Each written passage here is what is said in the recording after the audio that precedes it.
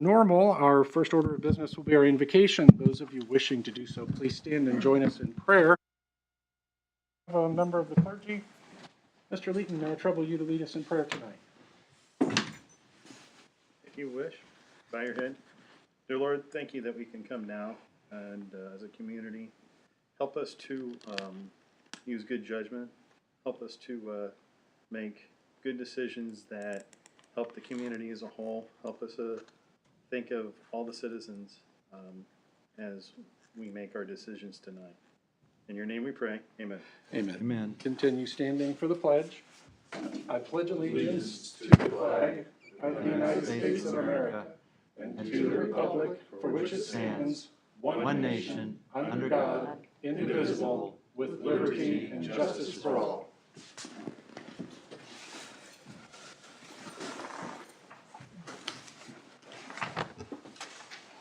Madam Clerk, would you call the roll, please? Mr. Leeton? Here. Mr. Owen? Here. Mr. Graves? Here. Mr. Eckert? Here. Mrs. Hughes? Mayor, we do have a quorum present. Thank you very much. Next item is approval of the agenda. I have no requested staff additions, changes, or deletions. Any from the council? Hearing none, would entertain a motion to approve the agenda.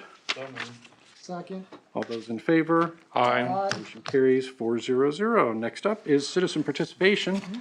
This is an opportunity to meet in the meeting for residents to address the council on items not already on the agenda. Anyone wishing to do so, we just ask that you step up to the lectern, state your name and address for the record, and you'll have the council's attention. Mr. Boswell, you're first up.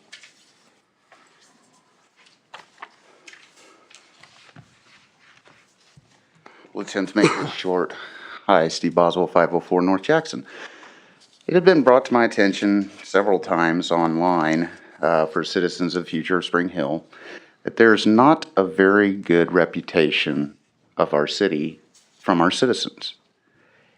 And that needs to change. I don't know what we can do. I know that we have been working on changing that reputation, but it's still a stigma out there that stands. I wanted to bring it to your attention, to the council's attention, and make them aware so that they could possibly be more citizen-friendly. I don't know. I'm not saying that they aren't, or that you guys aren't not being citizen-friendly, but it just seems as though there's still a pretty outstanding stigma out there about the city of Spring Hill and the people that work in it. The other thing is of course, last meeting, we invited neighbors and whatnot to come up here, and even Mr. Spader himself said it himself that he did not want to deal with jail time. So, as we can see, it is clearly a vendetta from the city. I am done, and that was short and sweet. Thank you, gentlemen. Thank you, Mr. Boswell. And I apologize if I mispronounce your last name, Brett Hawley. You can come on up, Mr. Did I pronounce it correctly? Yeah. Okay, you can come on up. Welcome. Just right up to the lectern. Well, last time I was here, I asked for a petition of grievance to the government over the matter of the tow dispute with my vehicle last year. I brought the body camera footage and a letter from Low Law Firm, which reads, Dear Mr. Hawley, this is a follow-up to a telephone conversation that we had on July 12, 2019. Your position was that the police department had towed your vehicle before the expiration of the 48-hour time frame. The basis of your position was your understanding of the position of the sticker on the vehicle and the actual tow as follows. Posting of sticker on vehicle, May 2nd, 2019, 11:30. Towing of vehicle, May 4th, 2019, 11:04. The police department's records reflect that the 48-hour time frame was complied with as follows. Posting a sticker on vehicle, May 2nd, 2019, 11:30. Towing of vehicle, May 4th, 2019 at 12:18. Now, when I called Mr. Frank Jenkins, there was actually 3 sets of times and 3 sets of dates that I actually gave him. I simply asked him to right-click properties, and that he would see the it was the file created, file accessed, which what Mr. Jenkins is alleging is that that the time that I say of 11:04 is when the video was put onto the disk, which is not right because it actually shows like I don't remember what date it's on the disk. It's like July 10th at 6 a.m. in the morning. Okay, And so last time I was here, you said that the city has attorney-client privilege, and I'm not too sure about that because what is it? The First Amendment under the Constitution is that you can petition a grievance against the government, which is suing them, which is an inalienable right. The city claiming that you can't have him give me legal advice on what I should sue you with or not with is wrong. The premise of attorney-client privilege for companies is that it's the company's willingness to follow the laws, whereas for the city has an obligation to follow laws. It has an obligation to report misconduct. And to be honest, I think Mr. Frank Jenkins is in misconduct. I believe you're in misconduct. I believe Mrs. Henson is misconduct. I believe Officer Yorlin is in misconduct. I believe Officer Williams is in misconduct. So I'm once again asking you for a petition to grieve the city. I'm sorry, I'm not familiar with the petition of grievance. I will say I don't recall saying that we had an attorney-client privilege, rather that Mr. Jenkins's responsibility was to provide legal advice to the city, which would prohibit him from providing legal advice to someone else That is not against what the city. Yale Journal of Law So- says. And I literally, Mr. Jenkins, are you familiar with a petition of grievance against the government? No, sir, I'm not. Okay, I find gonna- find that really hard to believe. It's in the Constitution, First Amendment. okay. Tell you what we'll do. I'm gonna ask if you have items to leave with us, leave them with Mr. I Jenkins. really don't feel leaving any items with you. I would rather you watch this because this is for a matter of public interest. Because I don't feel like our tax dollars should be going to cops who would illegally tow someone's vehicle, or to a lawyer who doesn't understand what right-click properties is. Whenever I say time created and time accessed, and then whatever other time that I've seen, there was 3 times, and he only has. So I want to make sure I understand. It's your belief that Mr. Jenkins should give you legal advice, but I don't understand what type of advice you think he should give you. To sue the government. To my understanding, it's section 1853 or something like that of the U.S. Penal Code. But the law that he suggested said that the city isn't responsible for laws that are made or not made, that are followed or not followed, and it said the same thing of the police. So I really don't understand it. It's all kind of brain racking, and to be honest, the whole ordeal kind of makes me want to kill myself. So So if I Okay, understand, hold on. I'm sorry. First of all, you probably, that's a very concerning statement. We don't want anybody walking out of here feeling like they don't matter, feeling like they're being aggrieved. What I'd like to be able to do is sit down with you and Mr. Hendershot and Mr. Jenkins and understand what your issue is and see if there's some way that we might be able to give you a satisfactory answer, but we can't do that here. Would you be willing to do that? yes. Okay, I'm going to ask you to leave your contact information with the city clerk, who's just to your left, Ms. Garrity. And then I will have somebody reach out to you. We'll schedule a time. We'll meet here at a conference room. Does that sound okay? Yes, sir. All right. Thank you, Mr. Holly. The floor remains open. Hearing none, we'll go ahead and close that portion of the meeting and move on to our one and only presentation, Spring Hill Street Maintenance Program. Dan Miller. Mr. Miller, welcome. Thank you, Mayor. Mr. Mayor, if I may interject, this is weighing heavily on me with Mr. Holly. If we can readdress that real quick before he escapes us. Do you mind pausing, sir? Mr. Holly, can you promise us that you won't hurt yourself or others until we have this meeting and get some kind of recourse put into place? Okay, thank you, I appreciate that. Thank you, Mayor, for the moment. Thank you, Mayor, members of the council. I haven't done a presentation. Does this advance slides? Or do you advance them, Antoine? This ought to do it?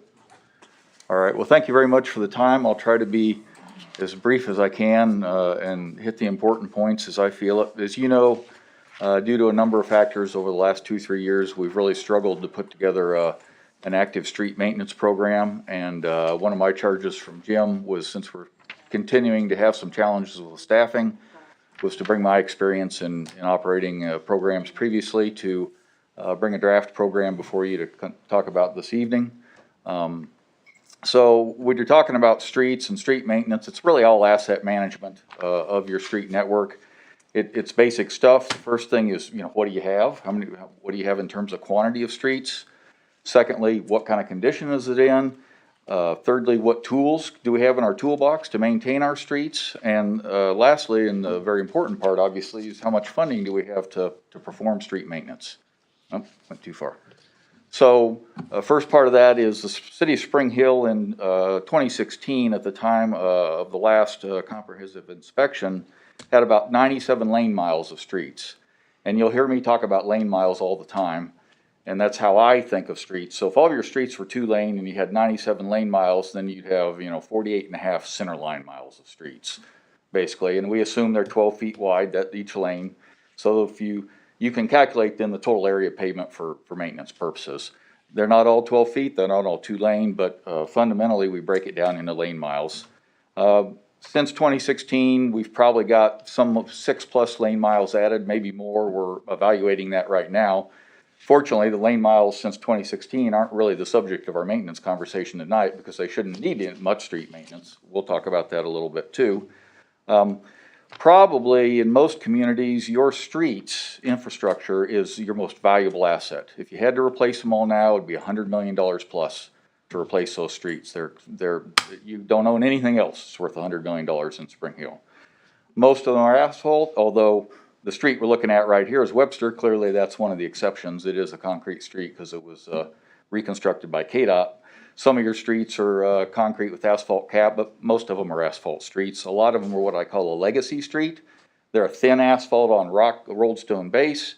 They may have 2 or 3 or 4 or 5 or 6 inches of asphalt over some type of stone, usually 6 or 8 inches of pretty good sized stone, which is very common in Johnson County construction for older streets. The newer streets typically have curb and gutter and enclosed storm drainage. A lot of the older streets do not. They're ditch streets. And that has a significant effect on the types of maintenance treatments you can use on them. It has a significant effect on how they perform as well. Oh, there we go. So I've spent a lot of time in pavement management and other asset management. It's pretty much controlled by what we call a PCI, Pavement Condition Index inspection, which is what Stantec did for you in 2016. The guru of street management, maintenance and assessment is a guy named Mo Shaheen. Basically, it's pretty simple, and I'm sure you folks understand that in pavement management is a matter of either pay now, a little bit now, or pay a whole lot more later on. I liken it to the oil filter in an engine. Either you change your oil and you put new oil filters in, or pretty soon you're going to have to pay for a new engine. Nobody wants to do that. Conceptual life cycle cost goes over this is just kind of a graphic. Clearly, You can pay a little bit on a regular basis, try to keep your good streets good and keep a satisfactory pavement inventory, or you can let them go till they're really bad and then you have to reconstruct them. That's like the buying a new engine part of the program. We don't want to be in that situation. And every city wants to try to be able to maintain the streets and keep their good infrastructure good. It's a lot less expensive over the long haul. In terms of, real briefly, a refresher, because you've probably heard this previously, pavement condition index is kind of like a test. It's 0 to 100 points. A 100-point PCI is a piece of pavement that we just placed yesterday, that we just constructed. It's perfect. There's no cracks, there's no settlements, there's no block cracking, all those types of things. Pavement condition index is above 70. Are basically joint problems, surface defects, cracks that are pretty easy to repair. You can crack seal them, you can do other surface treatments and maintain that pavement for a very long time. A very critical range is in the PCI of about 50, 55 to 70. That's when the PCI, the index, is driven very much by alligator cracking and block cracking. When you get a lot of block and alligator cracking, that's an indication that the distresses are going through the top surface of the pavement and you're having distresses clear to the bottom of the pavement. Fundamentally, what we're trying to do here is prevent water from going through the pavement, ruining and stripping the asphalt, and also then softening the subgrade, causing accelerated deterioration of the pavement. PCIs below 40 are failing pavements. I don't really like to call them that. I call them that they're really pavements that have extended, that have gone beyond their useful life. The fact is, we drive on pavements less than PCI 40 every day. You know, you notice they're not great looking streets, but they can be managed, they can be maintained. It takes a little bit of a different type of maintenance. And we did the condition survey, as I indicated a minute ago, in 2016 by Stantec. I know you probably can't see this. This is just an example. We have the maps that we can get to you if you want. The red and dark red and brown streets are streets generally below 40. The yellow and orange streets are in that 50 to 70 range.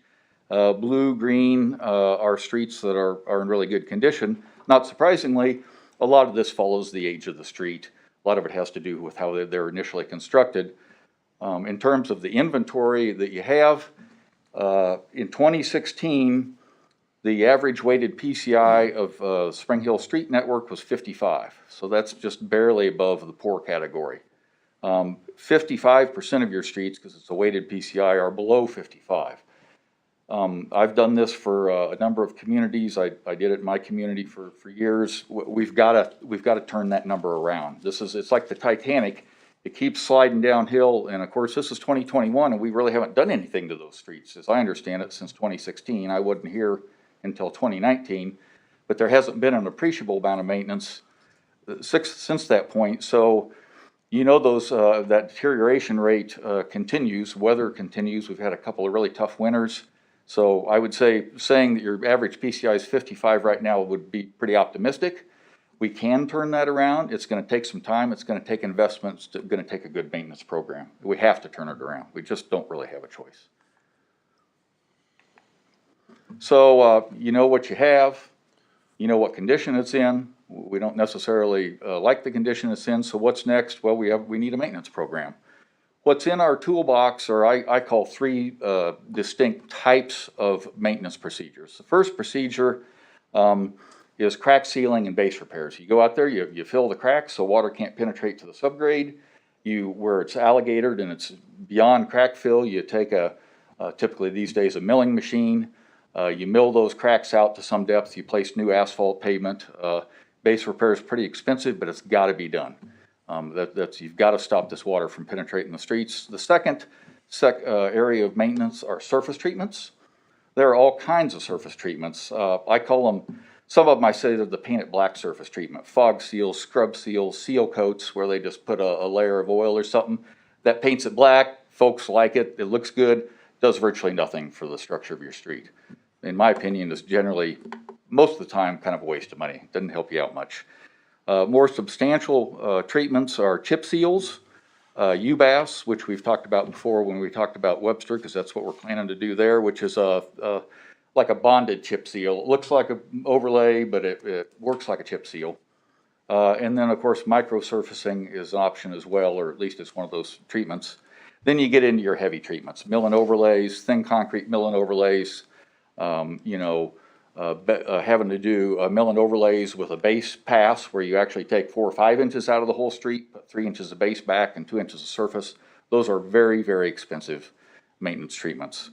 So the maintenance philosophy that I go by is, number one, you have to keep your good streets good. It's so much easier to keep the streets that are good right now in good condition to prevent them from falling into those fail categories than it is to go down there and spend a whole bunch of money to bring the streets that are below 40 or whatever up to a high level. So we've got to, because if we spend all of our money on the failed streets, the good streets are still dropping. And now you've got a bigger inventory of streets, of bad streets you got to deal with. So we've got to keep the good streets good first, and then address the streets that are in not as good condition. And that's a very common philosophy. It's to some folks, it's a little bit, anti-intuitive. Because, well, that street's bad, it looks horrible, let's go mill and overlay it. Well, you don't want to burn a 2-inch mill and overlay on a street where the base is completely failed, because what you're going to find is 3 years later, it's alligator cracked back through, and you could have used that mill and overlay on a street that was a 50 or a 60, put it back to a 95, and you'd get much more performance for your money. One of the treatments, or the main treatment that I'm proposing that we use in Spring Hill, is chip seal. The chip seal consists of, they spray an asphalt emulsion to seal those cracks, and I should say, well, I'm going to say that here in a second. And then you put a uniform layer of rock over the chip seal. Traffic and rollers, they roll it, and then traffic embeds that rock into the emulsion. The rock is really just there to protect the emulsion. The emulsion is what does the job, seals the cracks. Particularly cracks that you can't seal with a crack seal wand. Smaller stuff all over. You can only crack seal wand the big cracks. The nice thing about chip seal is it's quick. Cures really quickly. Cars can almost immediately drive on the chip seal after it's done, so it has a very minimal inconvenience to the residents. It does require, before you do it, we'll talk about that in a little bit, you have to go in and prep the street before you chip seal. You've got to crack seal all the big cracks. You've got to base repair all the failed areas, and then you can chip seal it. The chip seal is only as good as what's underneath it. But for the money, it is by far the most effective maintenance treatment in our toolbox. There are differences in chip seals. There are different ways to apply them. I've been putting chip seal down for a long, long time. Some of you probably saw some in the news that's been here recently. The most common chip seal is called a 3/8 inch. That's basically the average size of the stone that they use. It does, if you use a bigger rock, you can use more emulsion. If you use more emulsion, it lasts longer. It's just that simple. So you like to use as big a rock as you can without having other issues, particularly residents not incredibly happy with it. One of the most acceptable to urban area residents, yet has satisfactory performance, is a 1/4-inch granite chip seal. The nice thing about that, it's a little bit smaller, it's a little smoother when you get done. Also, the granite is a sparkly black, so, I mean, I'm not going for aesthetics, but it looks good. Folks like it. It looks more like an asphalt, but it's still a chip seal. So those are the kinds of options we have that we commonly use around here. And where was it, Jim, the county chip, 2/7 or 2/15 that you're talking about, that the limestone chip? Oh, that was Webster from Yeah, 7th. right. So we do not use I don't use, if you use a limestone, which is a very common aggregate because that's what you can get around here, it's the least expensive chip, but limestone's very dirty. It makes a very even messier chip seal. There's a lot of dust. I don't use any limestone chips. I use these are called hard rock aggregates. They're and because they're hard rock aggregate, they don't put off a lot of dust. So they're pretty clean chip seals as a matter of rule. Advantages of a chip is it's by far the lowest cost for the best performance that we can get. It doesn't have any milling. It can go over rough streets, because we're just dropping the oil, dropping the chip, and they use rubber-tired rollers. So if you have streets with bumps and sags, it all gets applied the same, and that's very important. It has much less strain on existing base materials because you don't mill anything. I don't know if you guys or folks are aware, but a milling machine weighs about 60,000 pounds. You come out here on a street that has 4 inches of asphalt, and you try to take 2 inches of it off with a 60,000 pound mill, and then you put a paver on it and a whole bunch of loaded asphalt trucks. 3 years later, your street's gone. Why? Well, we've destroyed the street we were trying to fix. So that's just one of the issues you don't get into with chip seal. Mostly, it does have chip trucks, of course, that are loaded with rock. No milling, no haul off, much less strain on your streets, particularly your legacy streets. And it's by far the best thing that's suited for streets that are in worse condition.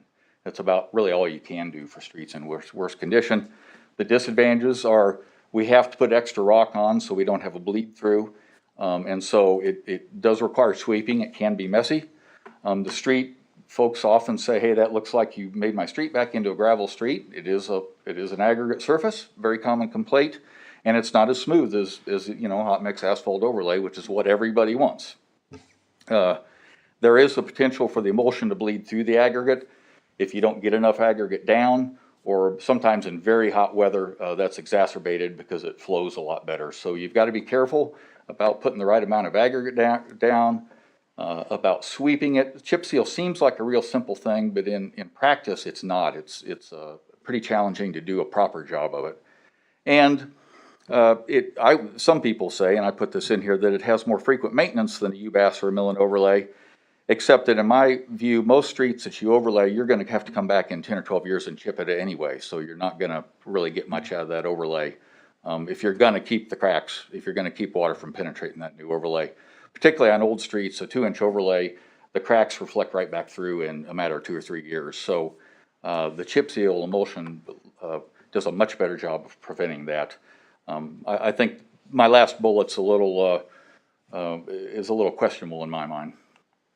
Going back to that last slide, you said $3.50 per square yard. And that's a high number, I think. That's a pretty small quantity. Does that include though the prep? You talked about No. crack sealing, anything like No, that's just chipping. No, we'll talk about prep here in a minute, as a matter. But that's a great question. No, that's just the chip operation. Mobilization, traffic control, putting back some pavement markings, sweeping, 3 sweepings, and application of the chip seal. I usually have the contractor sweep 3 times. that? You'll have information on the cracks, sealing and such. Yeah, later in the presentation? we're headed that direction. Okay. So back to Spring Hill, a common goal in this area of maintenance of these 100 lane miles or more or less. To start out, and on the average, some streets perform better, some don't perform as well, but on the average, you're going to be touching every street between 8 and 12 years with a surface treatment is what your goal is. It kind of works out nice with 100 lane miles. You're going to try to get 8 to 12 lane miles a year, so the math's really easy in Spring Hill. This does not include reconstruction of streets. That, in my opinion, is a capital expenditure where you blow it up and you build a whole new street. This is just maintaining what you have. And in my professional judgment is looking at the PCI distribution. We have to halt the decline of the marginal streets so that we can get a handle on those streets for a number of years, say 2 or 3 years at least. If we touch, say, 10% of the streets, in 3 years we would maybe have touched 30%.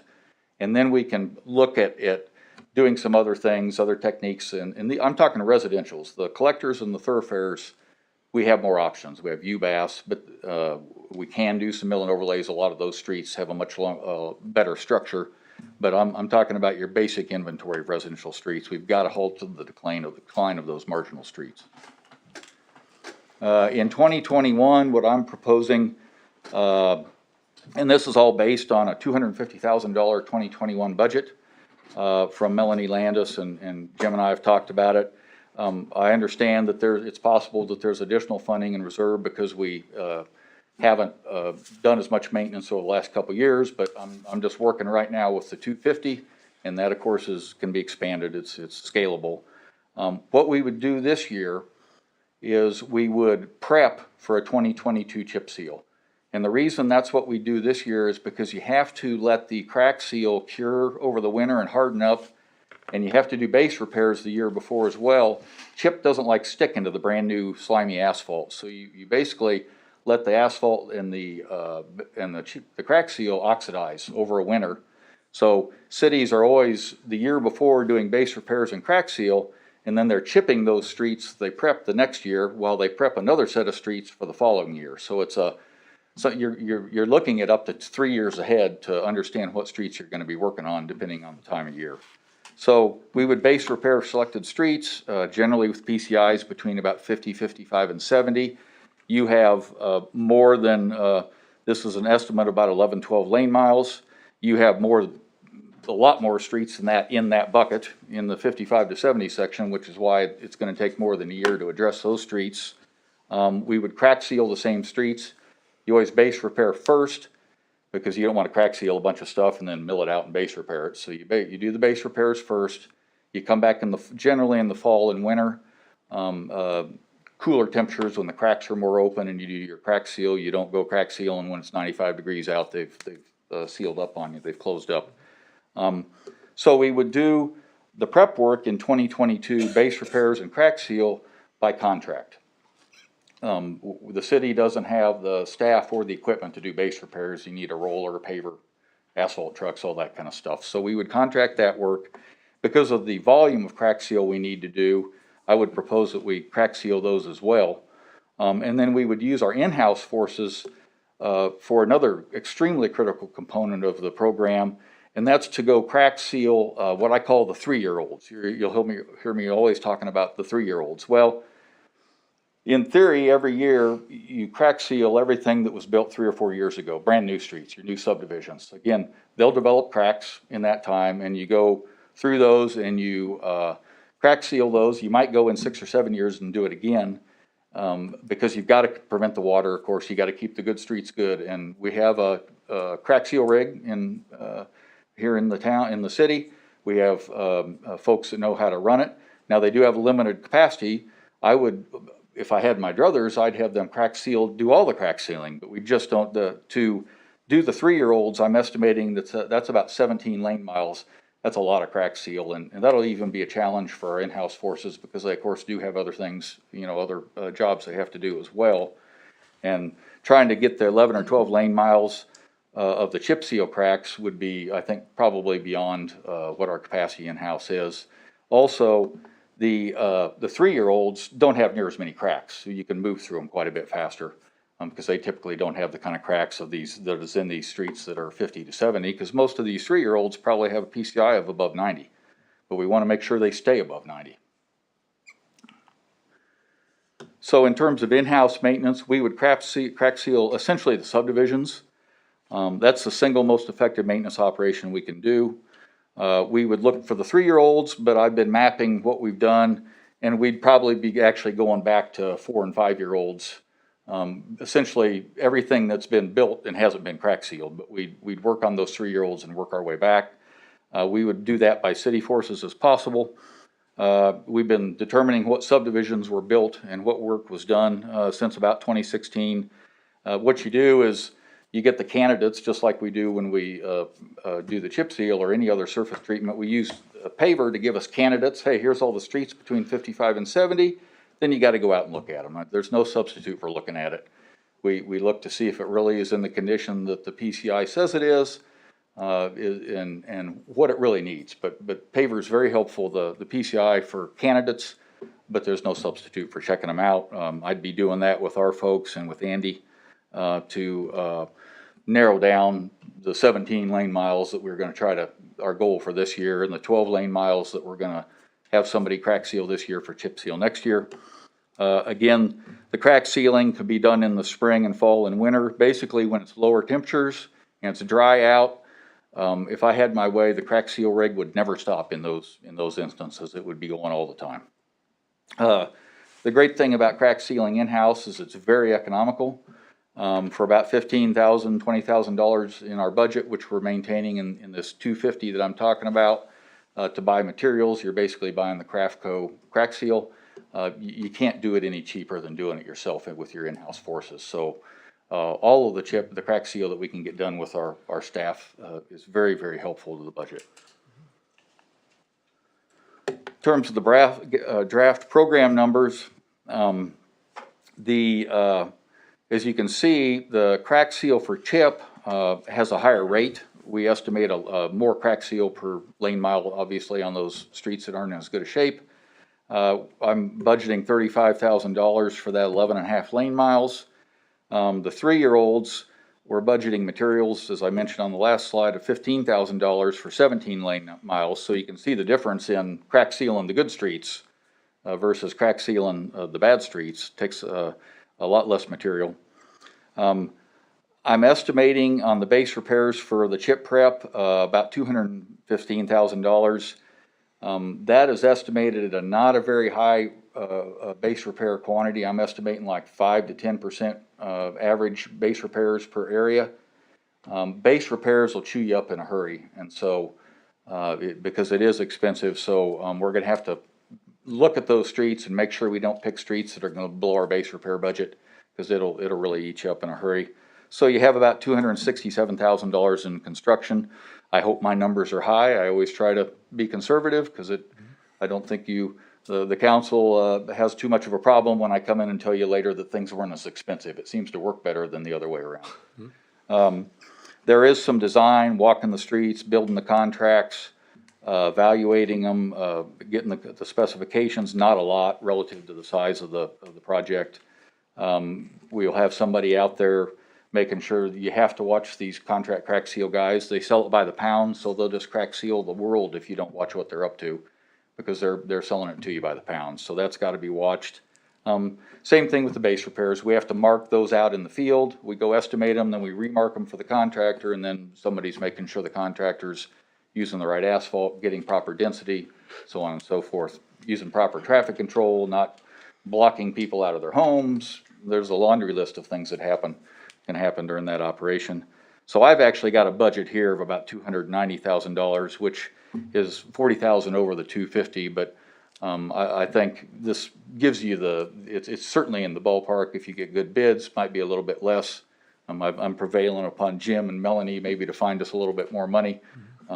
Hopefully we can find more and scale this up considerably, but this would be kind of a minimum program. And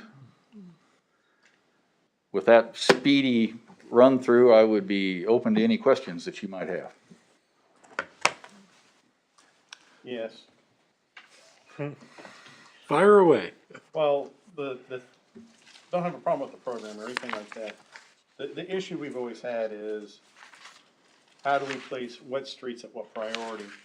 And yeah, you have this pavement condition index that tells you these are the condition of the roads.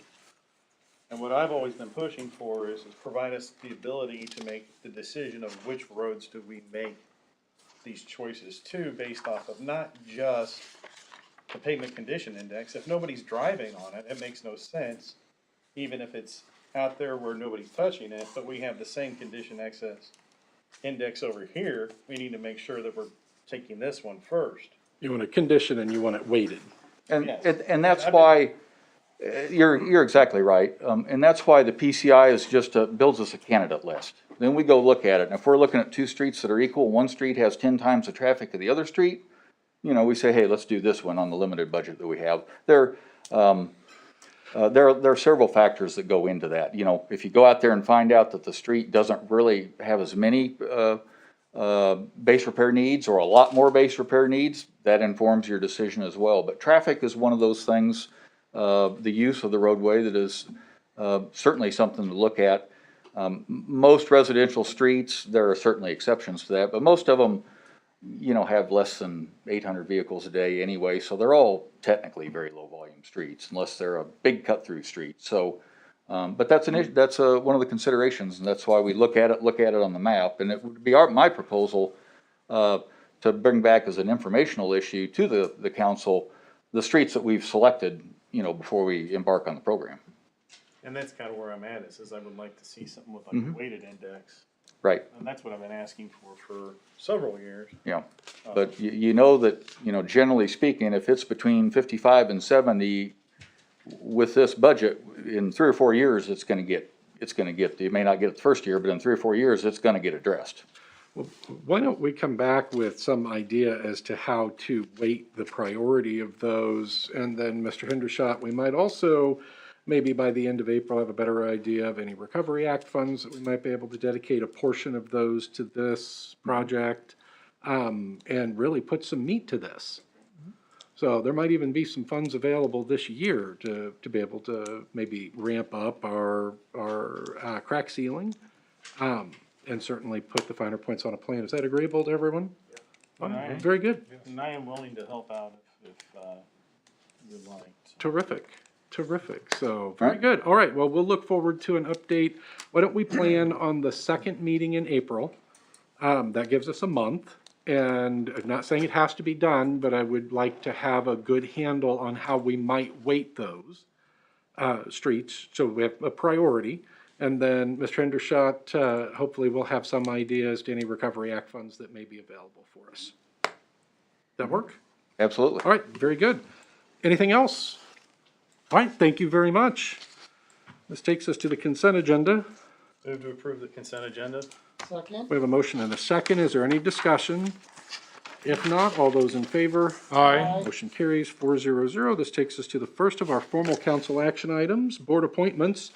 I just have Cemetery Board and Parks Advisory Board appointments tonight. There is still a Planning Commission appointment to make. The Cemetery Board and Parks Advisory Board, we only had enough applicants for the position that we had, number of positions that we had available.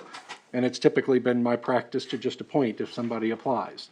Like if they've gone to the effort and trouble to apply, I don't see the need to have interviews and go through those added steps. We'll just go ahead and put them on. For the Cemetery Board, I'm recommending that we reappoint, well, first of all, let me ask, does anybody mind if I offer these as a slate, or would you rather have them individually offered? I think a slate. Slate's fine. Review and a slate. Is that good for everybody? All right, very good. So for the Cemetery Board, a reappointment of Larry Sumner and Christine Heckey to terms expiring in February of 2024, and the appointment of Polly Mahoney to a vacancy that resulted from Helen Heckey's resignation. That would be to a term expiring in February of 2023. For the Parks Advisory Board, new appointment of Katie Sparks to a term expiring February of 2024, and a reappointment of Tommy Holland to a term also expiring February of 2024. Move to approve the appointments as stated. Second? We have a motion and a second. Is there any discussion? If not, all those in favor? Aye. Motion carries 400. Madam Clerk, if you would reach out in particular to Ms. Mahoney and Ms. Sparks, let them know when their meeting night is and the specifics of their appointment, and then also let Mr. Sumner, Ms. Heckey, and Mr. Holland know that they have been reappointed. And of course, thank them as always for their dedicated service. Next item is consideration of approval of reimbursement agreement, Lone Elm Road. Mr. Miller, welcome back. I apologize, it's gonna be my show here for a few items. Thank you, Mayor and members of the council. I come before you this evening to consider approval of reimbursement agreement on Lone Elm Road, generally 183rd Street South, from the quarter mile line south. Currently, as a background, the development requirement for the Dayton Creek subdivision required through the planning process a double, and has for some previous plats, double chip seal over the gravel road of Lone Elm and 191st. In a nutshell, it's become pretty clear that that doesn't work well at least that application didn't work well due to the heavy traffic. There are also some other issues. The ditches were in really bad shape, so water was running across the road all the time, and it basically degenerated the chip seal. As early as last July, when we were talking with the school district and the developer of Dayton Creek 6, all of us expressed an interest in the possibility of finding a way to partner to get a hot mix asphalt pavement on Lone Elm Road and 191st. As we went along in the benefit district project, and I understood more about the kind of money we have in that project and how we could apply that and swap that double chip out for some paving, we talked to the contractor. They very fortunately were very agreeable to hold their prices from last year into this year in terms of the paving. And So we wrote a reimbursement agreement with the school district and the developer where we'll put down up to 4 inches of additional aggregate on 191st and on Lone Elm, and then we'll follow that up with between about 3 and 3.5 inches of hot mix asphalt, type 5 super pave asphalt. The paving out there previously has been on the old aggregate, was probably 2-inch. We've had a few failures, some potholes here and there. But if I can put down at least a 3-inch lift, a solid lift of hot mix, type 5, I really think on top of some additional rock to establish a good crown, I think we're gonna really have a good piece of pavement out there. And between the school district and the developer, they're paying 90 cents on the dollar. So the city of Spring Hill would get these asphalt roadways at roughly 10 cents on the dollar on Lone Elm. I'm further proposing that we have that, and we'll talk about that in a minute, that we do that with the current contractor for Dayton Creek 6. The total cost of paving Lone Elm under the agreement is $107,000, and that's the proposes that the developer contribute. They convert their double chip cost of that into a contribution of 72%. The school district has agreed to contribute 18%, and the city contributes 10% of that, which is like $11,000 or $12,000. So with that, I would say that we recommend that the governing body authorize Mayor Ellis and the city staff to execute the reimbursement agreement with USD 230 and PV Investments for Lone Elm Road, 0.25 miles south of 183rd to 3,283 feet south of 183rd. Questions? Yeah, you talked about the ditches. Are the ditches cut out and shored up to where they're not? We're making we've made an agreement with Johnson County. A part of that Lone Elm is in Johnson County, and we're gonna pave it, and they're out there ditching right now. They're redoing all the ditches before we pave. And if you did a core sample or got an idea of how much your base you have? Aggregate? Yeah. I don't, I have not dug it, but, who knows, it's been getting rock put on it forever, but I really wanna scarify it and put 3 inches of brand new, 3 or 4 inches of brand new AB3 so I can compact that really well, roll it, and get a good crown established. That also raises the pavement up a little bit above the ditches, so we get a little more elevation to keep, water out of the pavement. So that's my plan. All right, anything else? Would entertain a motion. Move to approve the reimbursement agreement for Lone Elm Road for 0.25 miles south of 183rd Street to 3,283 feet south of 183rd Street. Second? We have a motion and a second. Is there any discussion? If not, all those in favor? Aye. Motion carries 4-0-0. Next item, consideration of approval of change order Dayton Creek Benefit District Phase 4-6 plat. Mr. Miller. Thank you, Mayor. This is the follow-up to our previous discussion, which essentially provides a change order for R.D. Johnson to perform the paving we just talked about under the Dayton Creek 6 existing contract. Additionally, staff recommends that 191st Street from Thieden to Lone Elm, including the intersection, receive the same treatment. Change order 4 does include this work. It has been reviewed with the terms of the construction contract by the city attorney. The street maintenance program funds for the 191st part would be used in the amount of $106,000 for part of the city's share. And we would get all this work done at the same time. As I mentioned, we're paving a little bit of the county, and so the county is performing the ditching work for us. And we will do the same thing. We got 3-4 inches of aggregate and at least 3 inches of new hot mix. So staff recommends the governing body authorize Mayor Ellis and the staff to execute change order 4 with R.D. Johnson. The other thing that I'm recommending that a task force of the city engineer, the city administrator, and the planning director be formed to develop a formal policy and recommendations for improved planning requirements regarding offsite improvements to adjacent streets during the development phase to work towards requiring additional improvements like what we're having to do here instead of just doing these double chip seals. And we would bring that policy back for your consideration for discussion. Move to approve change order 4 for Dayton Creek Benefit District Phase 4-6 plat with R.D. Johnson Excavating Company LLC. Second? We have a motion and a second. Any discussion? If not, all those in favor? Aye. Motion carries 4-0-0. Next item, Consideration of approval of agreement peak flow wastewater lagoon rehab project. Mr. Miller. Thank you, Mayor. Again, I come before you to discuss approval of a task order for rehabilitation of the peak flow wastewater lagoon, which we commonly call wastewater treatment plant number 1, although the lagoon is the treatment plant, for design engineering with Lamprey Nearson, your city engineers. The peak flow lagoon is in need of maintenance and improvement. The berms over the decades have been eaten away by winds, so we're losing our banks. There's no real protection, bank protection on them, so they're getting a little bit dangerous. We've got trees growing everywhere. We have problems with the influent splitter.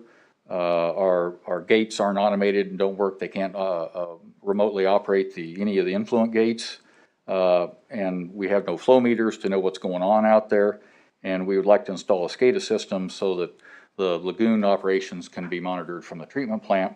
All of this has been in the capital improvements program and has been, we've been working first with Jim Boyer and then with David Carr to specifically determine what has to happen out there. This is the year, of course, the CIP year for this work. Task order is consistent with previous task orders that we've done for design for you. The recommendations being presented in accordance with purchasing policy and the on-call agreement that you have with Lamprey Nearson Engineers. The construction will be funded by the wastewater utility, which has adequate funds for this purpose and is included in the approved 2021 through 2025 capital improvements program. With that, I recommend the governing body authorize Mayor Ellis to execute the task order with Lamprey Nearson. Questions? Move to approve the, what was it, the task order? Back to that right here. Move to approve the task order for peak flow wastewater lagoon rehabilitation. Second. We have a motion and a second. Any discussion? If not, all those in favor? Aye. Aye. Motion carries 4-0-0. Last item for you, Mr. Miller. Consideration approval of contract construction bid 2019 cars. This is the 199th Street and Ridgeview Roundabout. Mr. Miller. Thank you, Mayor. I appreciate, I'm very excited about this one, maybe except for the maintenance program, which is kind of one of the things that gets at my heart too. We recently bid the 2019 CARS program, 199th Street and Ridgeview Roundabout. We did receive a low bid of $944,000, which I believe is about $120,000 below our programmed budget. So we're very happy. We also, the low bid was from Lineweaver Construction, Inc. In your packet, you can see the listing of major projects that Lineweaver has completed, which I think runs about 7 pages long. They just recently constructed 137th and Lamar Roundabout in the city of Overland Park. So their roundabouts is fresh on their mind, obviously. We did have a number of bids, 7 bids. 4 of those bids, I believe, or 6 of them were below our engineer's estimate. So we had a really good bid letting. As I said, the engineer's estimate was $1.16 million. The construction contract has been reviewed by the city attorney. Of course, we're here tonight to just approve the bids. I would be back at the next meeting to approve the actual construction contract. Again, this recommendation is being presented in accordance with Section 3 of the purchasing policy. We'll note that the construction is being partially funded by Johnson County CARS with a maximum reimbursement of $514,000. The remaining costs will be the responsibility of the city to be funded from the capital improvements program. With that, staff recommends the governing body accept the bid received from Lineweaver Construction, Inc. for the 2019 CARS 199th and Ridgeview Roundabout project in the amount of $943,916.35. If approved, staff will prepare construction documents for consideration at the next city council meeting. I'm open for questions. Move to approve construction bid for 2019 CARS 199th and Ridgeview Roundabout, Weaver. Second. Sorry. Don't hesitate. I had to get some air. Was that a second? That was a second. We have a motion and a second. Is there any discussion? The only piece that I want to throw out, Mr. Hedershot, that I want to make certain of is making sure that the public knows what the schedule is what the detour route is. I want advanced signage out there indicating when that's gonna be closed. I wanna utilize the virtual backpack if the school district will allow us to do that. I wanna make sure all of our social media and our newsletter have that construction schedule. And I want to make certain in all of that communication, we have all available alternate routes identified in advance so that people can travel those routes or parents can travel them with their kids to make sure they understand how to get to the school. There'll be summer activities there, there'll be summer school there. I just want to make sure that we blitz the community with as much information about this important project as possible. You have to. All right, anything else? If not, all those in favor? Aye. Motion carries 400. Mr. Miller, thank you very much. Thank you, Mayor. Thank you, members of the council. Next item is consideration of approval of agreement for legal services, Lathrop GPM Law Firm. Mr. Jenkins, you have the floor.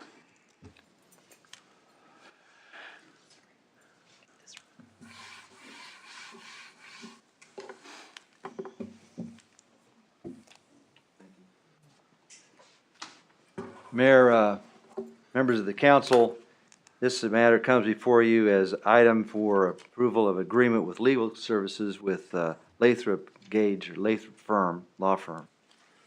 As background, you recall that we received two annexation petitions from landowners to annex their properties at approximately 175th and Woodland Road.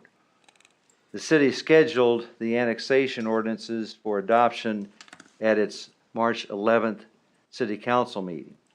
But before that happened, on March 9th, 2021, the city of Olathe filed a lawsuit against the city to enjoin it from annexing those scheduled particular properties. On March 10th, the district court granted to the Olathe a requested restraining order against the city from proceeding with its annexation petitions. At this point, the recommendation before you is an agreement with the law firm to provide a defense to the city and Mr. Hendershot, who's been named personally in that lawsuit, to represent their interest and the city's interest. And at this point, I'd recommend that we approve that agreement. We've used this Lathrop firm before in the past on other matters, and they're highly competent to protect the city's interest in this matter. All right, would entertain a motion. Move to approve an agreement with Lathrop GPM LLP law firm for the purpose of providing the defense for the city administrator in Johnson County, Kansas City District Court for the city of Olathe, Kansas versus Spring Hill and Jim Hendershot, city administrator. Case number 21CV01003. Second. We have a motion and a second. Is there any discussion? If not, all those in favor? Aye. Motion carries 400. Thank you, Mr. Hendershot. And Ms. Jones, item number 9, consideration of acceptance of bid for health insurance. Happy to welcome our Human Resources Manager, Mona Keisha Jones. You have the floor.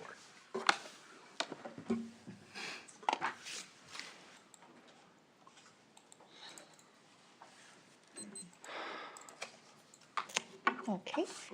Thank you, everybody. Yes, I'm Mona Keisha Jones, the HR manager for the city. And the first item of discussion is to consider acceptance of the bid for the health insurance. And per the packet of information that was sent out, just a little bit of background. Obviously, with the city, has been very keen on having a comprehensive package when it came to its health offerings. And so I did do a mini quick query of local organizations around the city, and that did yield to show that the city does have lower deductibles with their plans, and it has higher employer paid monthly contributions. So we definitely have an advantage when it comes to the recruitment and retention of our employees, because we can tout the fact that our health insurance plans are really great. The thing, though, that brought up the issue with benefits overall was that the long-term sustainability at the current rates and how they were increasing became a concern with the renewal that we had back in the 2019-2020 year. And so as you recall, prior to 2019-2020 year, increases with our current provider through Midwest Public Risk was anywhere about 10% less increase. But that 2019, 2020 year, the city saw a 23% increase in its premiums for the plans. And then at that time, there were just several mitigating factors that prevented the city from doing anything other than requesting another renewal with NPR. So we went ahead and renewed with them, and luckily, the increases that we saw for the 2020, 2021 year that we're currently in were much less. They were more in line with what we had seen in the past, anywhere from 7.8 to 8.8% increases. But again, the fact that we wanted to make sure that going forward, we were still being as cost effective as we could while still offering a comprehensive plan, we felt that we wanted to get ahead of that RFP for this upcoming year and see what we can do. So we were able to issue an RFP for the 2021-2022 plan year. And the concerns were, again, making sure that sustainability was at top of mind with regard to the plans that we were offering, the package or the details within those plans, the costs of them.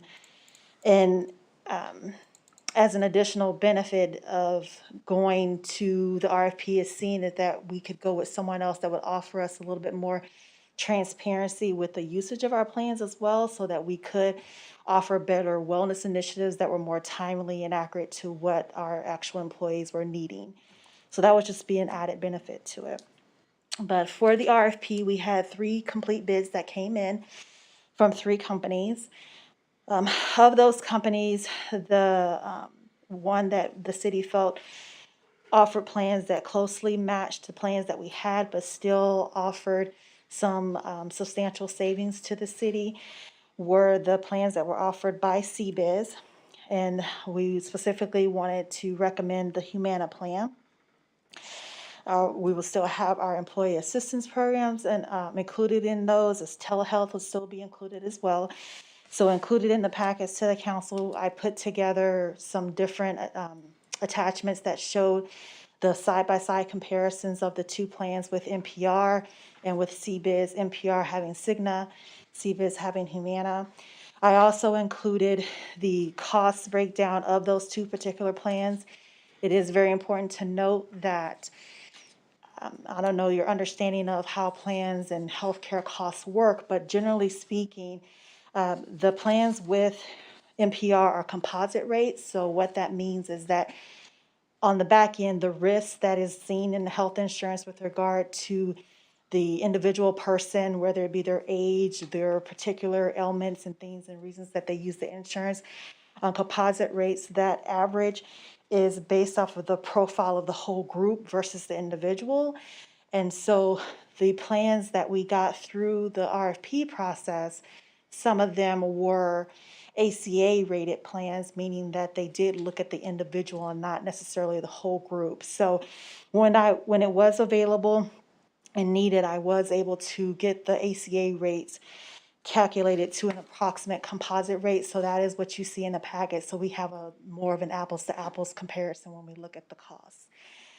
The key things to look at is that with NPR and Cigna, on average, we spend, and I did not include the dental and vision costs because those are pretty stagnant across all plans. They may be anywhere from about $3,000 to $4,000, so that didn't change.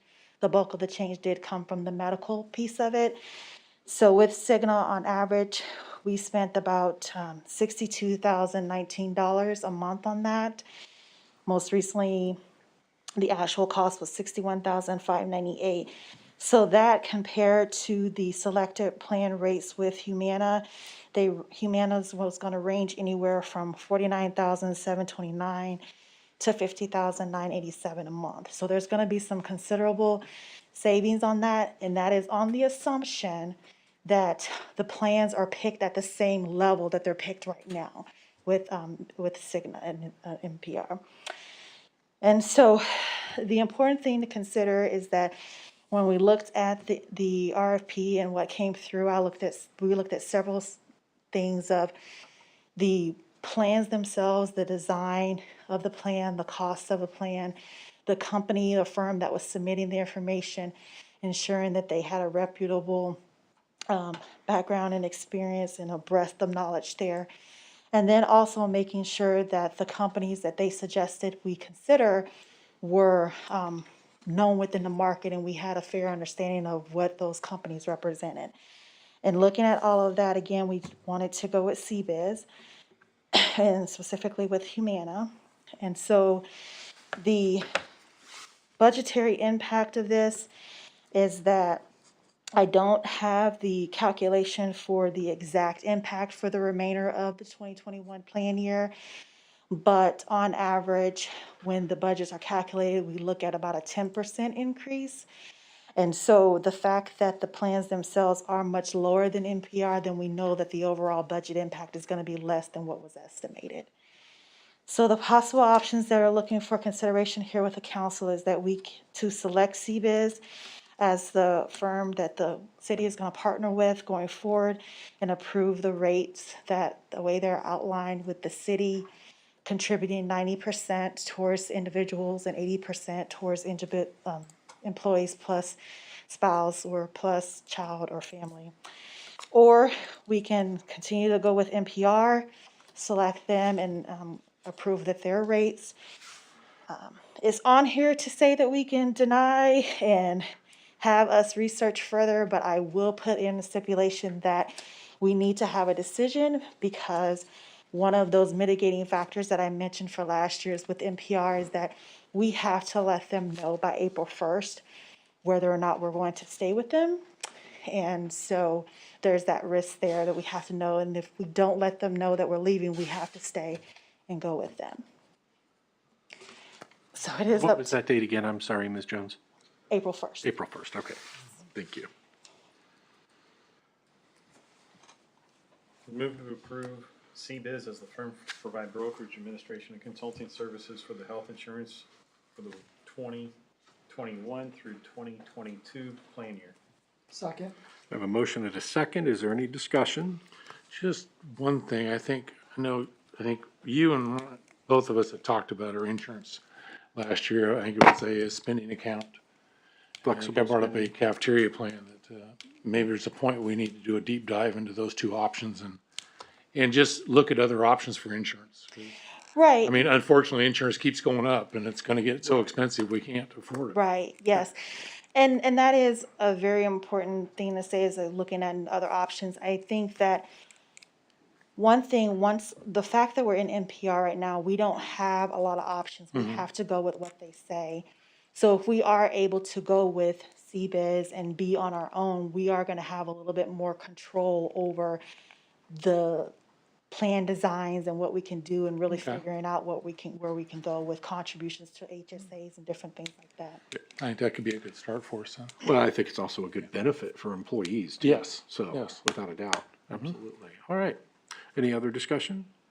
If not, all those in favor? Aye. Motion carries 400. Ms. Jones, this is I think sometimes seemingly insurmountable task to get us to this point each year. And I want you to know that we recognize that and we appreciate all of the hard work and effort that you and other members of the team put into this. So, All right, thank you. next item is consideration of acceptance of bid for liability insurance. Ms. Jones. Yes. So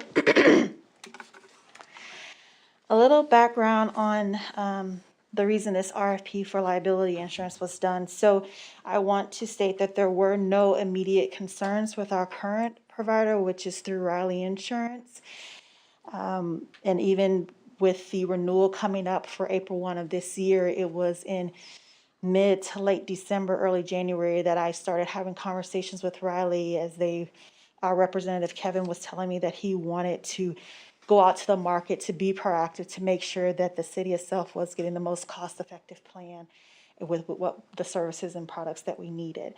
But the RFP was done to make sure on our end that we could come up here and say to you, the council, that yes, Riley is the most cost-effective. They are providing us the best service for what we need. So the RFP was issued.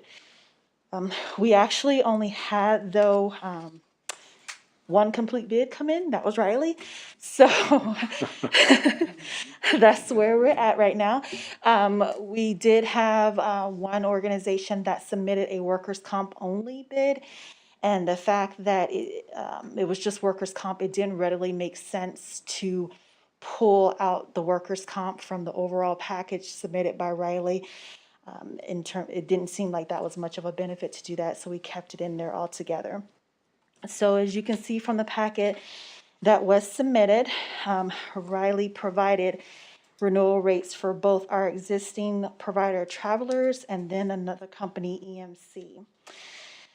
While the difference between the annual costs for Travelers and EMC is about $3,000 or so, EMC is a little bit higher than Travelers. The key things to note there, and the reason why the recommendation is for the city to go with EMC, is because looking at the property coverage, the wind and hail deductible under Travelers is $25,000, whereas the wind and hail deductible under EMC is $5,000. So the likelihood in where we live, especially the weather that we've been experiencing lately, for us to have a wind and hail claim is more likely to where that $20,000 savings is worth it to be offset by that additional $3,000 or so for the annual cost of the plan.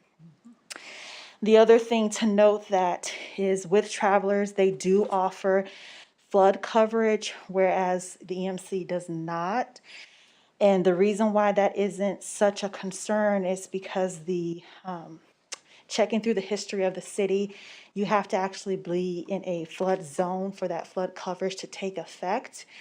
And the wastewater plant, I spoke to the leadership out there in terms of whether or not we should be concerned about not having flood coverage, and the answer was no, because the only instance of having any type of water damage to the plant was back in 2018, and the actual damage sustained was well under the $100,000 deductible that's required through Travelers to get that done. So the thought was that the flood would have to be beyond belief to even reach the high deductible limit for us to feel like we need that. So the risk is very small in terms of going with EMC and not having that coverage. And in terms of increases, we're looking at maybe a 14% increase over the previous year with regard to the cost of our insurance, which we just had a conversation about insurance, so we know that year after year that can increase. And specifically with liability, it could increase because of the workers' comp component with the number of employees you have. It could increase with the automobile component with the more vehicles and things that you purchase or the more claims that you have. So there's different things that go within that could cause that increase as well. So the possible outcomes here is that we select Riley as our firm to continue partnering with and improve the premiums for the April 1st, 2021 to March 31st, 2022, with going with EMC, or we could deny what is presented and research further. I do have some questions. So, yeah, you look at the deductible and you say, oh, well, that's a sizable difference, but I'll get into that here in a second. The one thing to note is that there's actually kind of a big deal here potentially. EMC does not cover cosmetic roof damage. And so you also say, so if you have a metal roof, right? And I want to know if this also doesn't cover metal panels, metal walls, other metals, because the soft metals or the hail, if they say it's not functionally damaged, you still have the cosmetic damage and the potential loss if for some reason we were to try to sell a facility. An example would be like the police station in the old downtown. It has the aluminoclad panels. It gets hit by hail, dings it, but they're not functionally damaged, but the cosmetic, they won't get replaced. Well, that could be a large amount of money, okay? So, or soft metals on this building here, they wouldn't be replaced if it says it's not functional. So then what happens is you're going to be getting into some really fine points with the insurance companies about whether it was functional or not. Then the other thing is I want to know on the reimbursements, are they actual costs for the actual costs that are going to be reimbursed, or are they based off a cost estimate? And here's kind of what I'm going to allude to is, say for instance, we have hail on this roof, right? To give you a scenario, the 25,000 may or may not be that sizable the difference. And the reason is you have the adjuster come out, he looks at the roof, and they say, I'm gonna pay you $200,000 for it. However, you don't have to necessarily disclose that when you go out to bid for the contractor to come in, and they might actually say, well, we could get it done for 205, 189. So the deductible, they sit there and say, it's 200,000, we take 25,000 off, it's 175,000. So if you can work with the contractor, get it to 183, 190, then your real true deductible really is not that amount of the 25,000. It's just what's being taken off of what is either the cost estimate that's provided by the insurance company, or whether it's actual cost. So that's kind of what I would like to know is there a difference in the plans? Travelers might actually just be basing it off cost, as actual cost, or was it actually, do they provide you a lump sum based off of what, the adjuster's providing? Because then what happens is the deductible is a little bit of a play there, depending on how that goes. Does that make sense to you? Mm-hmm. So whether it's 5 or 25 depends on how they pay out on those claims, based off of whether a cost estimate or actual cost. Right, and so I can say that I don't have an answer to that specific question, but I can find out. Because I do know what you're saying. I've gone through insurance claims and everything, and they took the cost of what it was gonna be to fix it, and then they subtracted the deductible. If that's the way that's working here with Travelers, I don't know. That would be my assumption, EMC. but yeah, so I can, Or they might do it differently. Each one, so you may not be talking apples and apples, and how the deductible would work out might actually be different, so. When do we need to That's what make I'm gonna this ask. renewal by? well, this one renews April 1st too. Okay, So we do need an answer, but I would say that there's maybe a little bit of leeway in the fact that we're sticking with Riley and having to decide, but I don't want to say for sure, because again, everyone has their renewal and their processes and wanting to make sure they line up their line of business, so, okay. Obviously, we're not back until the 8th. yeah. So perhaps if you could let us know, I think getting that question answered is important because we need to be making that apples to apples comparison. So how about we get that information out and we get that sent to the council? And then if we need to have a special meeting to discuss it, then we'll do that. Okay, Okay? That agreeable to everyone? Yes. Okay, very good. We'll do that. Thank you, Ms. Jones. thank you. So to entertain a motion to table this in, subject to call. So moved. Second. All those in favor? Aye. Motion carries 400. Item number 10 will be tabled, subject to call. This takes us to the first of our two discussion items, Aquatic Center reopening plan. Mr. Hendershot, you have the floor.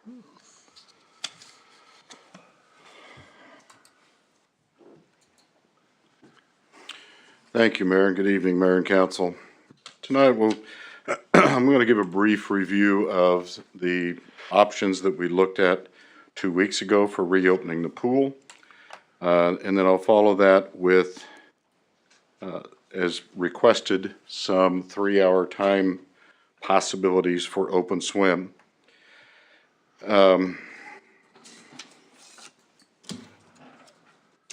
If we could go to the next slide, please. We are talking about reopening for the Aquatic Center for this year. Just as a reminder, when we talk about in this presentation activity blocks refers to low-impact river walking with or without the jets turned on, and private swim lessons. And you'll see that there are references to morning activity blocks as well as evening activity blocks. The guidance we are using for the reopening of the pool comes from Johnson County Health Department guidelines, which is also based off the CDC and local health directives. Specifics that were released include social distancing, the wearing of masks when not in the water. Lifeguards are not to enforce social distancing and mask wearing. They are there to guard the water. Capacity. This is something that I wanted to bring up with revisions in the capacity areas for a number of folks who could be in at one time. I believe 2 weeks ago I mentioned that number was 72. The actual number that we can allow per session is 229. That's due to a clarification that we calculate 36 square feet per person on the entire surface area, not just the diving board area, for example, or one of the, it's all of it. So we have approximately 8,250 square feet of surface water area, and that allows for a total occupancy of 229, which is very good news as compared to the 72 that we were talking about earlier. Also, following CDC and Johnson County guidelines on signage and cleaning. I guess I can run the slides, can I, into one? Or can't I?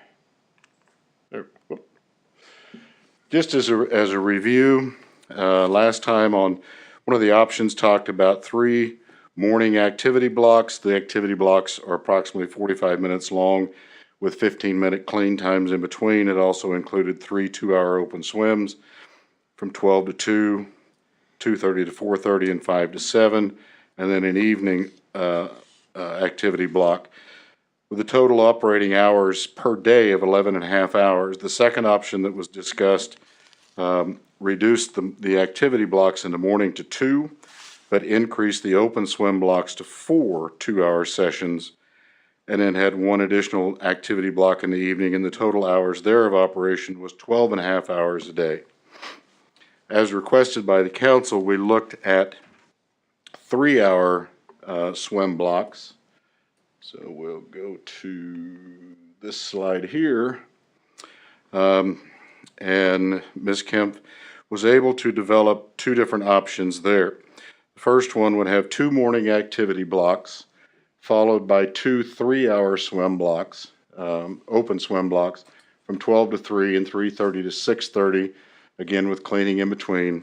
There would also be 1 activity block at the end, which would make the pool closing at 7:30 in the evening, opening at 10 a.m. for a total of 9.5 hours for lifeguards and staff in a day. The next option, this is touchy.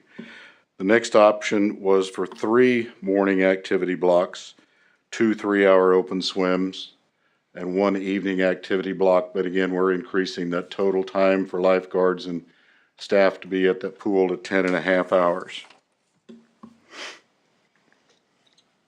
It is staff's recommendation that the pool be reopened this year, and looking at option number 3 as I believe the optimal choice, which would provide for 2 morning hour swim activity blocks, 2 3-hour open swim blocks, and 1 evening for a total of 9.5 hours. This is important because we are dealing with youngsters. There are labor laws that come into play here, and anything over 8 hours a day for them is just too much. So we've got to be careful of that. And scheduling for more than 9.5 hours a day can be very difficult when you're looking at 40 hours maximum a week, etc. So this is the option that staff is recommending. The season, the other recommendation we're making would be that the pool would be open on Sunday, May the 30th, and then the last day of operation would be August 15th, which is also a Sunday.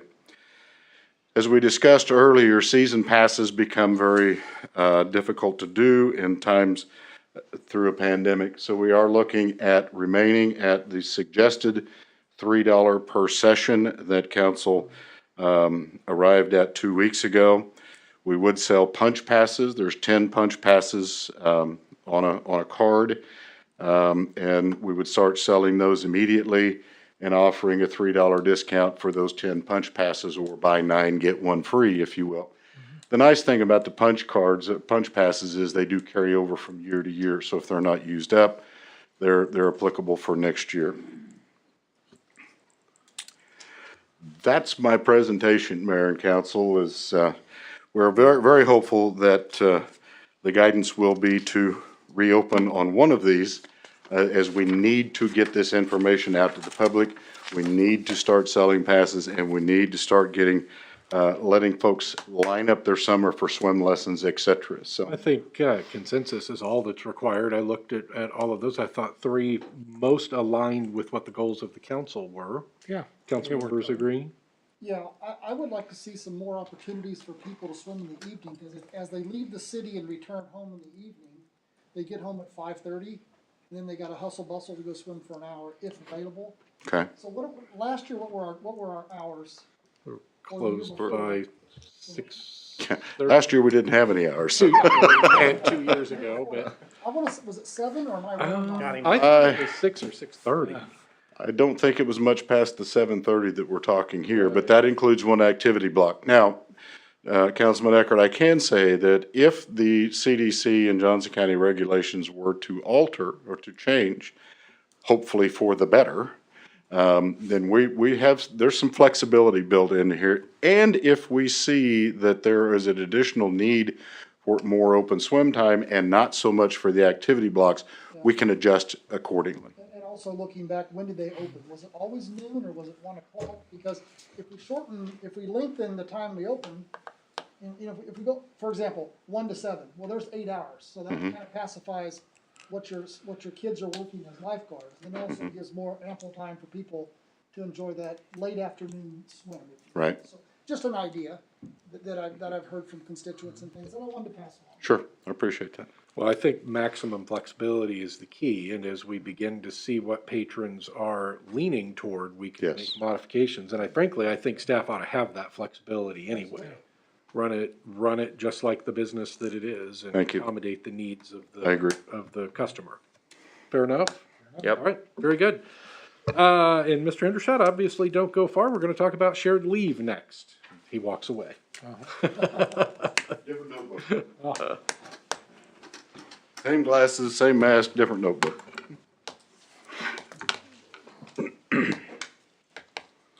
Shared leave is a policy that was adopted in 2004 by the city council. And what it does, it allows, under certain specified criteria, and usually they are life-impacting events, sicknesses, etc. And if an employee exhausts their allotted time off that they have, other employees can then donate leave to them so that they remain whole during whatever life-threatening event or life extenuating event that they are working through. I think it became very apparent through the COVID of the last year that there's an opportunity and there's also a need to extend that shared leave opportunity to those that may be required to quarantine. Their ability to work from home is perhaps their job just isn't one that lends itself to working from home. And they're required to be away from work. And there is a very real possibility that could affect an employee who doesn't have adequate sick time or comp time to cover that 10 days or 2 weeks of quarantine, which would result in that employee being without pay. I would like to suggest that we amend this policy to let staff take care of staff in those really unfortunate times, and know that this does not affect their vacation time. This is sick time and comp time only. We encourage staff to take vacations, and I think to require a staff member to use their vacation time for quarantine purposes is unfair and unrealistic to that employee. So the suggested changes to the policy include there would be a condition that this portion of the policy would only come into effect if there has been a state of emergency declared under federal or state authority, much as we have now for the past year. Without that, this shared leave portion of the policy would not apply. Again, it would be eligibility would expand to include employees required to quarantine or isolate due to an emergency declaration. and it causes that employee to take leave when all of their sick or comp leave has been exhausted. Their position is such that working from home is not feasible. The employee must have completed at least 30 days of consecutive service prior to January 1 of 2021. The footnote there is if a staff member was required to quarantine due to the pandemic since January 1, 2021, and did not have adequate sick or comp time to cover this absence, the shared leave could be utilized to offset that time that perhaps an employee has lost already this year. While they're absent due to quarantine or isolation, that employee would continue to earn or accumulate sick and vacation time. So each time, if there was a split in the pay period there where they earned 3 or 4 hours of their sick time, that would be exhausted first, then the shared leave would be applied. That's, in a nutshell, is what I'm suggesting is an expansion to our policy. Many policies do not require city council action. However, this one was approved by the council in 2004, so therefore this one does as well. There is some consideration being given to implementing this policy into our employee personnel book because it is approved by the council. I'd appreciate any input you have on this idea, on this suggestion, and would like to bring that back on April 8th for approval. 2 things, Jim. One, you need to add in there a declaration of emergency by the governing body. The governing body has the ability to declare a state of emergency. Okay? And understand sometimes those emergencies can be localized, so I want to make sure it grants maximum flexibility.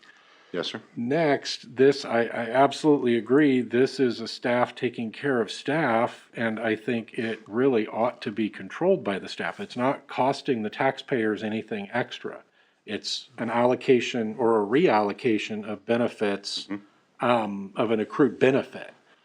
Therefore, it doesn't make sense that it has to come back here. Is it possible to also amend the policy that it is now administrative in nature and the city administrator has the ability to Yes. make changes to it? Yes, sir. Would the council be agreeable to that? I think that's a very wise point. Okay. Okay? I have one more question. How does this coincide with the FMLA? I mean, that's just something to think about. It popped into my head. Well, I'm going to ask FMLA Ms. is- Jones to. FMLA is non-compensated time. Right. This is compensated time.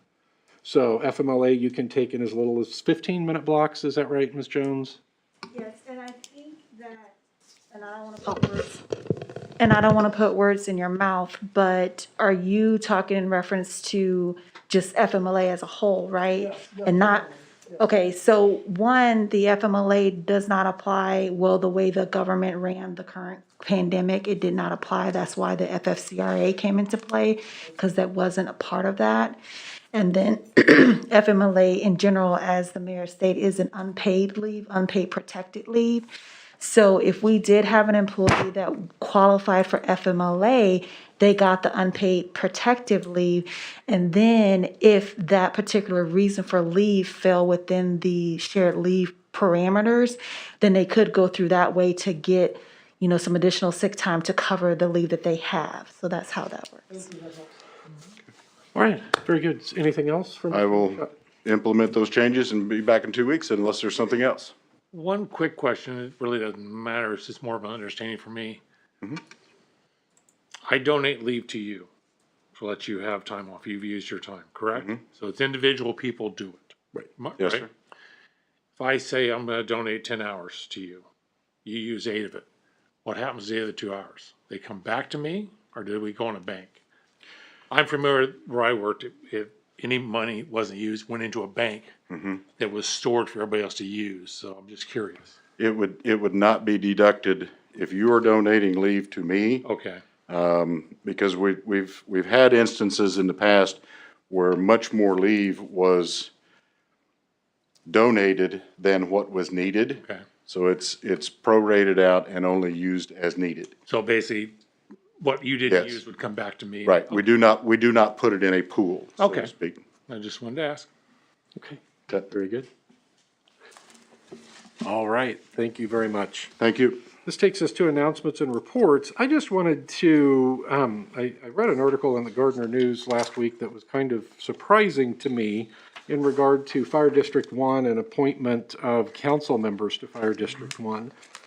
And according to the article, which may have misquoted Mayor Shute, it said that Mayor Shute had contacted me and I said that I was not running again, therefore was not planning on appointing anybody. No such telephone call ever occurred. No such conversation ever occurred. And to clarify, the boundaries of Fire District 1 don't begin until west of Clare Road. Therefore, none of Fire District 1 is within the corporate limits of the city of Spring Hill. No resident of Spring Hill would have an interest in the Fire District 1 board. And by interest, I mean some sort of vested interest in it, not a concern about it. The county commissioner for that area, Shirley Allenbrand, Commissioner Allenbrand did contact me a couple of weeks ago and ask if I had any thoughts or ideas of residents who may live in the Fire District 1 area. And I had given her a suggestion of somebody. It ended up that person was on the south side of 215th Street, which put them in Miami County. And I told her that we would certainly try and find some other names for her to reach out to. Commissioner Allenbrand is not our commissioner, and I cannot appoint anybody or recommend anybody from the governing body because none of us live in Fire District 1. So I just wanted to clarify that on the 2 points, but most importantly, this assertion by the newspaper that because I am not running again, I've decided to not do certain things. There could be nothing further from the truth. So with that, we'll move on. Mr. Owen. Just one thing brought up Mr. Hendershot about the double chip seal. We have that project in the county for the topsoil. Yes. We talked about, and there was an issue about the entrance was gonna be on a road of Spring Hill that was double chip sealed. Yes. Is that still what it appears it's gonna be? Do we have any? I don't have a follow-up to that, Okay. to that meeting, so, but that was one of our concerns, was any damage to that double chip seal road that was done as part of our detour. Right. Okay. All right, thank you. All right. Thank you very much. Mr. Leeton. No report. Mr. Eckert. Ms. Monikisha Jones, I was very impressed with your presentations. There's so much to get on the insurance and things together. I think it was wonderful what you presented in such a short time. Thank you. Very impressed with that, and the information you provided was very easy to understand and readable, so thank you for that. Thank you. And I will say that I have been in contact with Kevin with Riley Insurance to see if he's able to call in, and he says that he is able so that he can answer your questions tonight. Is that something that you want me to have him do, or would you prefer what you said for me to just get it and disseminate it? Oh, just, yeah, get that information, get it back to us, and if we need to have a meeting, just let Mr. Hendershot know, he'll reach out. Okay. Okay? Thank you. Nothing else, sir. All right, thank you very much. Mr. Graves? No reports. All right, move on to staff reports. Mr. Hendershot? Mayor, I did want to make sure the residents and everyone understood that Johnson County Commission today did take action to extend the health orders for requiring mask and social distancing, and that has been extended through April 30th of this year. So for now, in spite of the number, not in spite of, that's incorrect, but it's awesome that our numbers are declining, but the Board of County Commissioners decided let's keep the good momentum going forward and extended that for another month.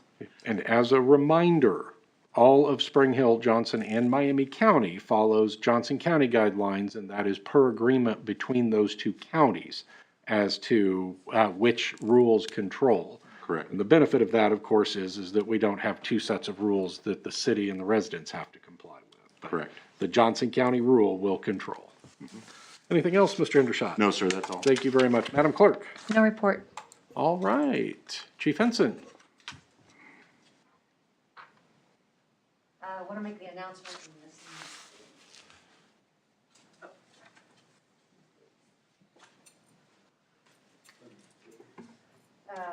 That Spring Hill PD, for the 5th consecutive year, was awarded the platinum level community traffic safety award from AAA Kansas.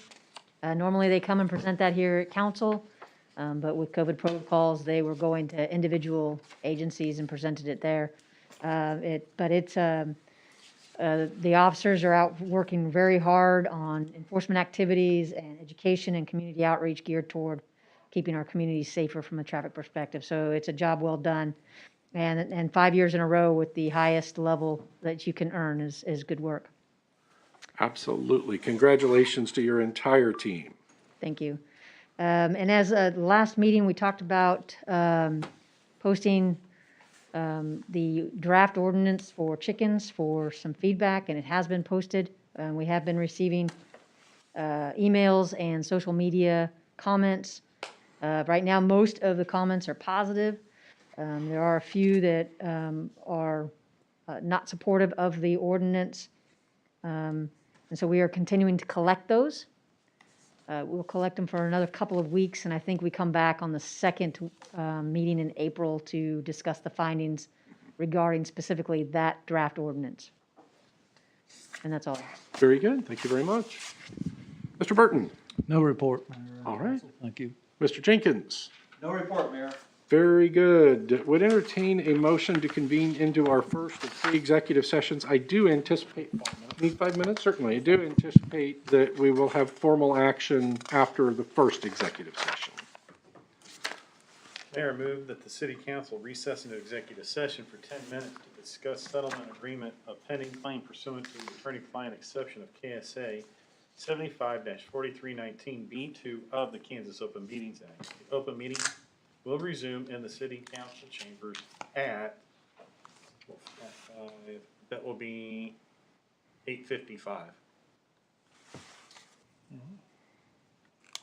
Well, that'll only give you 3 minutes. That's fine, it's a round number. Yeah, It's a whole number. yeah. We're burning time though. Yeah, I know, you're wasting time now. All right, we have a motion and a second. All those in favor? Aye. Motion carries 4-0. Mayor. We'll stand in recess before convening into Mayor, executive I session. don't think he listed who Oh, goes into Move to executive amend. session, please. Thank you. Go ahead and make your amendment. persons to be in attendance are the following: Jim Hendershot, City Administrator; Chuck Dunley, City, Special Counsel; Frank H. Jenkins, City Attorney; Makisha Jones, HR Manager. Second, Hang on just a second. If it starts at 8:50, he gets his time. It's only a 10-minute executive session. Why don't we do that'd be that? great. Let's start at 8:50. Convening Start at 8:50 Yes. and we'll resume at 9. All right, a friendly second? As amended, a second? All right, all those in favor? Aye. Laws and sausages. We stand in recess. I know you are, you're good. Now you can slow down. I was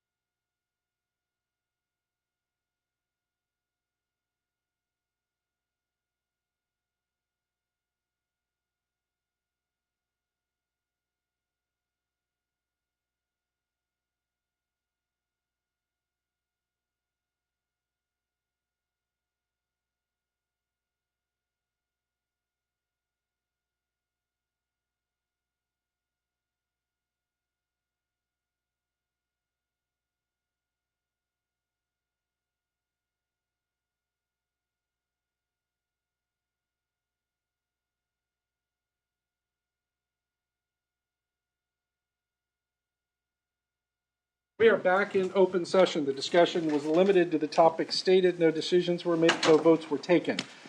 Would entertain a motion.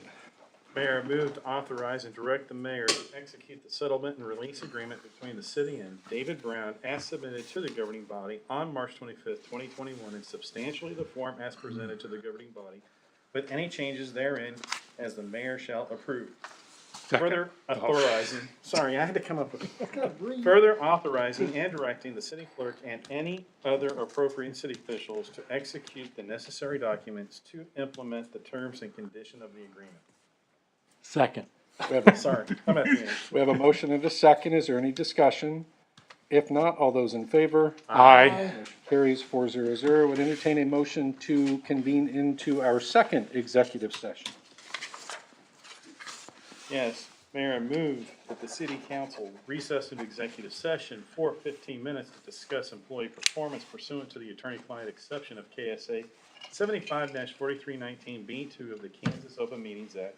The open meeting will resume in the city council chambers at 9:17. Persons to be in attendance are the following: Jim Hendershot, city administrator; Chuck Dunley, special counsel; Frank H. Jenkins, city attorney. Second. We have a motion and a second. All those in favor? Aye. Motion carries 400. We'll convene in executive session.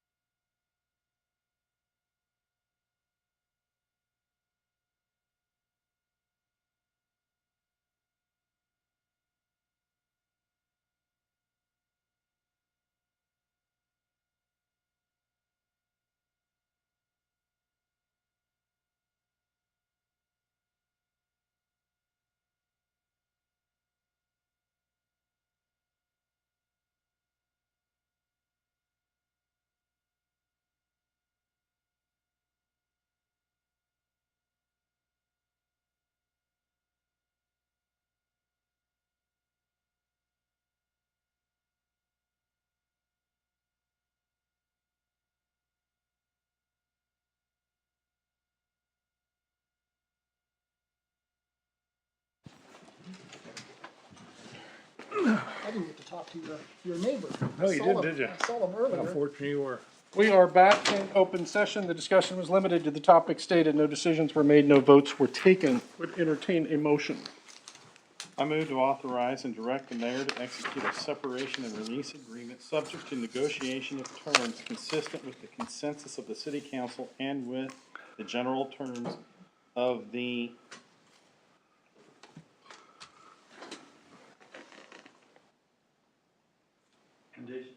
General terms of general terms of just the conditions. the conditions.